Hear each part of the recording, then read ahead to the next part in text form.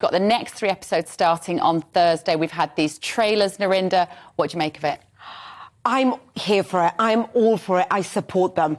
I'm not saying Meghan's the greatest person, but we must separate the racism to what she is as a person, because people seem to be confusing both of them.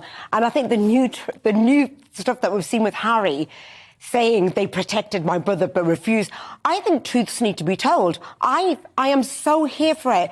Harry is telling the truth, and we need to be told, what are they protecting William from, and why didn't they protect Harry? Why were they thrown or fed to the wolves? As she said in this trailer.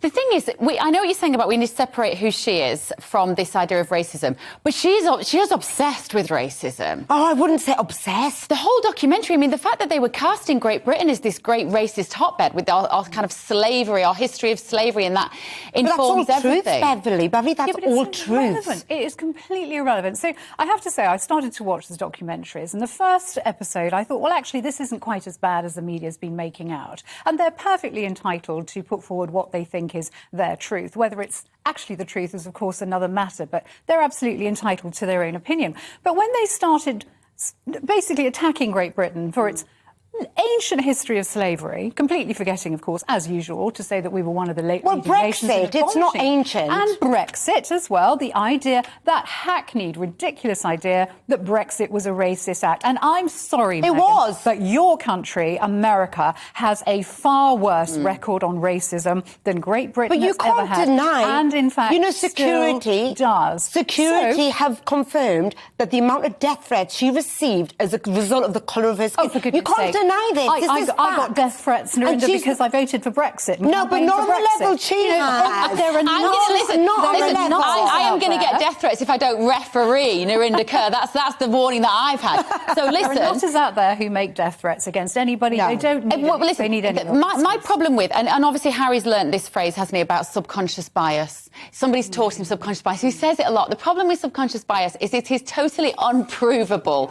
The whole point of the subconscious is you aren't even aware of it yourself. So another person cannot be held to account for something that you might be doing subconsciously. It's the great unprovable. But Beverly, I feel it's so sad. And I think the question to ask is, why have you all watched it and not felt their pain? Oh, I did. And why not feel that if they've gone through abuse, or they feel that they've been unfairly treated, why did you not feel that? I didn't feel they'd been unfairly treated. What I felt, having watched them, and I went in it thinking, you are both narcissistic loons. And then I watched it. Right. And then I was like, OK, maybe there are two sides to this story. Do I think that she has to live with this obsession? I need my truth to be told. That's the bit that I'm not sure. I think there's a naivety about whether they're always going to keep everybody happy.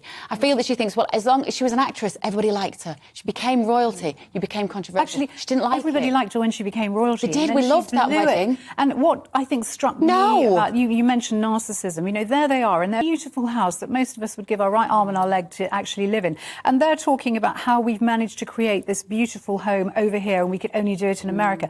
They spent $2.5 million. They gave it back. Renovating they gave it back, on Susan. the Windsor How would you like to be? How would you like to be abused every day? They gave it back. Oh, I am, Narinder. They gave it back. No, they've been abused on a worldwide level. You wouldn't like that about lies. She got a lot of bad press, but she didn't.